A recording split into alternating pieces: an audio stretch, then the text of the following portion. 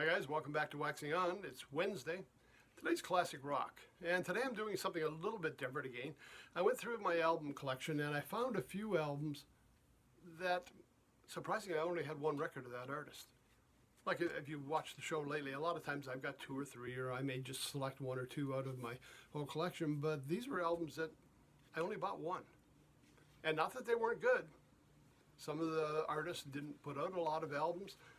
Maybe I just didn't check them again. I certainly enjoyed the two I had, and I'm just going to run them through for you. And again, they are on the streaming networks. They are available, so you get a chance to check them out. But these were two strong, pretty albums. Why did I not buy more? Who knows? Not that I didn't like them. And again, I've been listening to them over the last week getting ready for this, and it's some great stuff. I really enjoyed it.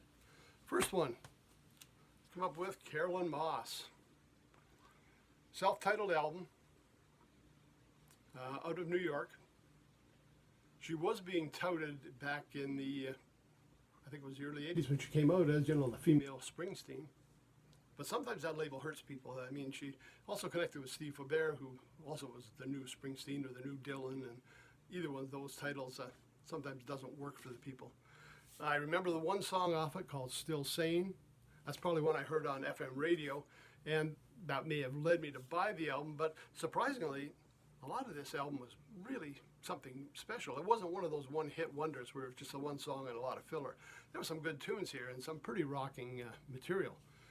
Give you some ideas. Still Sane, Sadie Says, Snow Is No Secret, Call Me, Quote, Goodbye, Quote, Never Two Without Three, Do You Believe I Love You, Sitting in the Dark, and Baby Please. Now, one of the funny things on here, and I'll just show you the inside liner, her piano player, David Landau. That last name may sound familiar to you because it had a connection to Springsteen with his brother, so maybe there was some connection in there. But again, a great album. I don't see a date on Mercury album again. They do a lot of innovative stuff on Mercury back in those days. Just give you some idea who else was playing in case these names sound familiar. Robbie Condor, Crispin Cole, John Siegler, Andy Newmarket, Steve Berg, Jimmy Malin, and Bernie Shanahan. Now, surprisingly, Carolyne Mas didn't do all that well in the U.S. Don't know why. She was very popular in Europe and popular in Canada. For some reason, we really connected with what she was, putting out there. But an excellent album to check out if you get a chance. I don't think they have a lot of her. She had a kind of a limited recording contract at first, but when you look at her discography, there are quite a few albums out there. I just haven't had a chance to hear them all. This was the only one I had, and one that I really do enjoy. Now, another one that I bought a single of, and this one, again, I've heard it on FM radio, because you've got to remember this period in time, FM radio was kind of new, and we were all listening to it as a change from what was on AM radio. And this is an album by Robin Lane and the Chartbusters. Now, Robin Lane, well, she put out 3 albums, and that was about it. I listened to one this week when I was getting ready, and it was a studio album, and it had her one really big hit on it, which is called When Things Go Wrong. Probably the one she was best known for.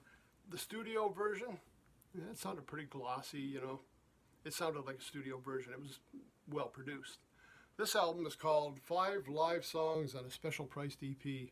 Robin Lane and the Chartbusters live. And if you listen to that same song, When Things Go Wrong on here, you can feel the energy, the excitement. There's something more visceral about the whole thing. And this album is that way. It's high energy, it's exciting, it was a great band.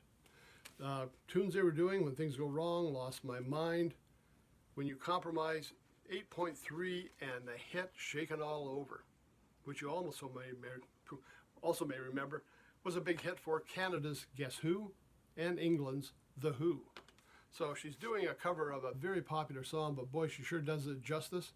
And the band, again, she went off on her own after the couple of albums and put some albums out, but never really clicked the way they'd hoped it would.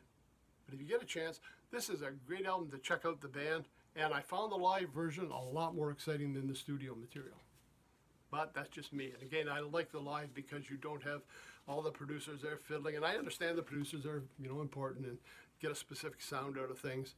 but sometimes you just want to hear that raw band, right? You want to just hear what they do live. So I really enjoy live albums for that. And this one's a little 5-song set, not a big album, but a good snapshot of what they were doing at the time. So a couple of one album wonders. I'm not going to say one hit because there's lots of hits on here. But albums that I just purchased, one by that artist. For whatever reason it was at the time, excellent albums, just never seemed to follow them on further. Carolyne Mas, self-titled album, and Robin Lane and the Chartbusters, 5 live songs. Okay, so if you get a chance, check them out. Maybe it's something you've been looking for. Okay, that's it for today. Everybody have a great rest of your week. Thanks for stopping by. Take care. We'll see you later.